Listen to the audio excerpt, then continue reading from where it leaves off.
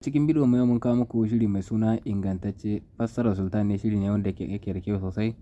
Idan kana buƙatar kallon wannan shiri mai suna ingantacce, ka biyo mu har karshe wannan bidiyon.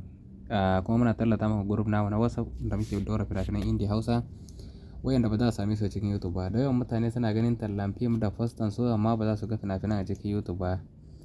To idan kana buƙatar kallon fim kowane lokaci, kowane sabon fassara insha Allah za ka iya samun sa idan ka shigo wannan tsarin namu na biyan kuɗi nan group WhatsApp. Idan kana buƙatar shiga wannan group, sai ka ɗauki wannan lambar wayar da muka ajiye maka, ka yi mana magana ta WhatsApp insha Allah sai mu daidaita mu saka cikin wannan group insha Allah idan kana buƙatar kallon fim. Yauwa idan kuma kana son kallon wannan fim mai suna ingantacce, yauwa sai shiga cikin YouTube mu kamar haka. Yauwa abinda za ka yi da farko sai ka danna mana subscribe subscribe kai ma zai baka damar a ringa samun fina-finai duk lokacin da muka sake insha Allah.